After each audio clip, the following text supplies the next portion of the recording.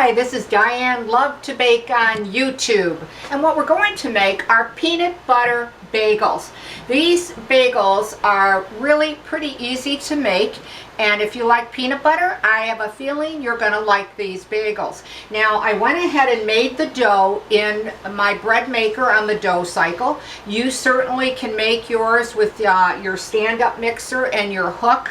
And make them by hand if you prefer, but I like to use my bread maker because I find it's consistent dough every time I make it. Okay, now what I did was I had a little problem with my camera, so unfortunately I'm not going to be showing how that I roll and put together and shape the bagel. But there are many other videos on that, or please check my other bagel recipes because I've got many.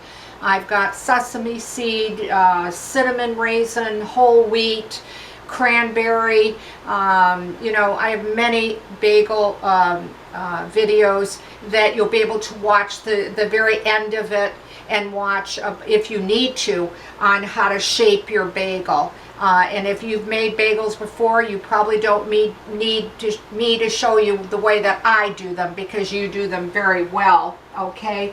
So once that you shape the bagel, I always like to put mine on a grease cookie sheet or use your parchment paper, and then I cover it with a linen towel anywhere from 45 minutes to an hour till they're double in size. Here is one that has doubled in size, and you can see the comparison from one that's just been rolled to one that hasn't. Now, once that they're double in size, you will need hot boiling water, and you know, either on a pan on your stove or a kettle like I'm using. So when it's boiling, you'll want to put it in for a minute. Do the top side first and put your timer on for that minute.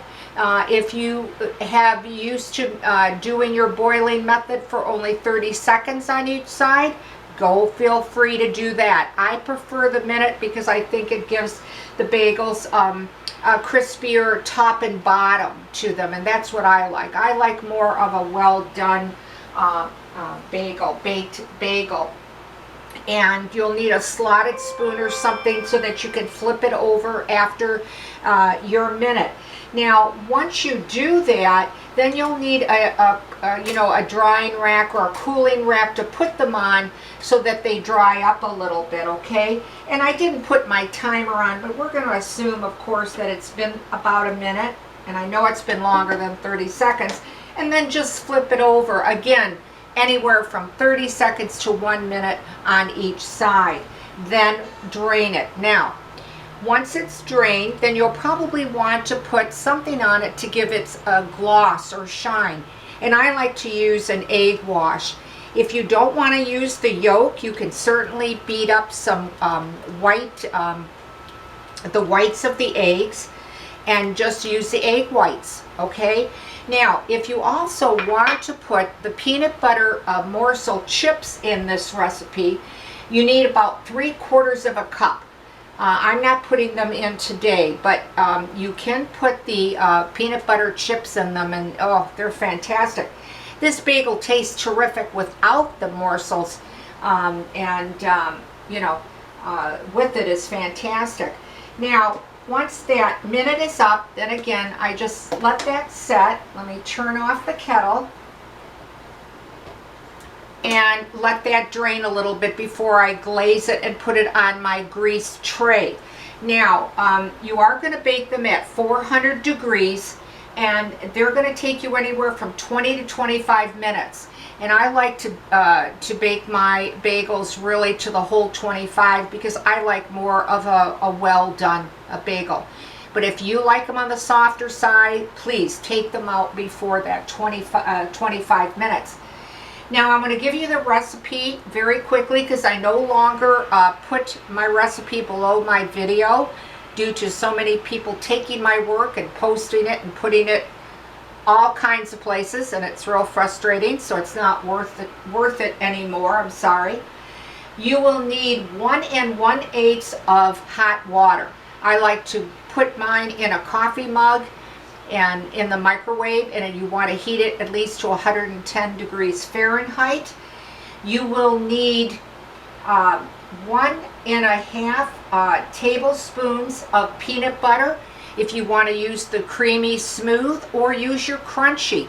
But I do like to put the peanut butter in my water and heat it together, because I feel that the peanut butter then kind of, it liquefies, and it's going to mix better in the dough, you know, with the dry ingredients and what have you.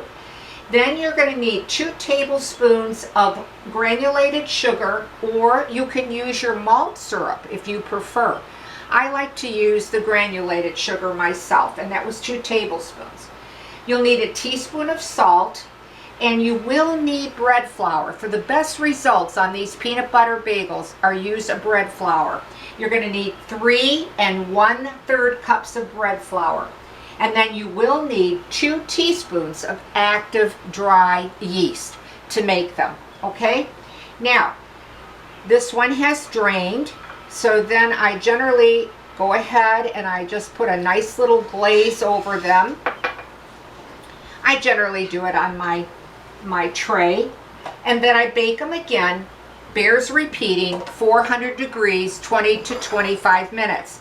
Let me rinse my hands quickly because I was working with raw egg, because I'd like to show you the finished product. Now, I generally get about 6 bagels out of this recipe, and I cut them generally in about 3 ounces on my scale. Now, it depends on you. If you want to make your bagels smaller, of course you're going to get more. But I like the 3-ounce size because I think it's a nice size bagel. You can see how beautifully brown that they do come out. It has a harder finish on the top. It has, you know, the golden brown medium on the bottom. If you find that you like them to be a softer finish bagel, again, just as a reminder, don't bake them the whole 25 minutes. I like them when they're baked that long. I have one that someone already ate half, so I'm just going to grab that one and cut it open to show you what the inside of this peanut butter bagel looks like, okay? It has a great chew to it. It will be moist. It has a little bit of density due to the peanut butter, but not that you're not going to enjoy it or that kind of thing, you know. And I don't know if you can even see it pull apart, but you can see the crumb that's coming away from it. It's a very good tasting bagel, and if you like peanut butter, I really feel you're going to like this recipe. Now, if you try the recipe and you like it, well, leave a comment, and I'd like to hear from you. But please watch me solely on YouTube, because when you do write to me, and it happens on where they have taken my work, I see your comment, I see your question, and it's so frustrating because I can't answer you. But if you watch me and put your comments on YouTube, I will answer them in a timely fashion. So I want to thank you for watching Diane Lovetobake. I hope you try these peanut butter bagels because I think they're really fantastic. Now, if you're so inclined and you'd like to subscribe, thank you so much. Or give the video a like, that would be great. So thank you for watching Diane Lovetobake on YouTube. I'll see you soon.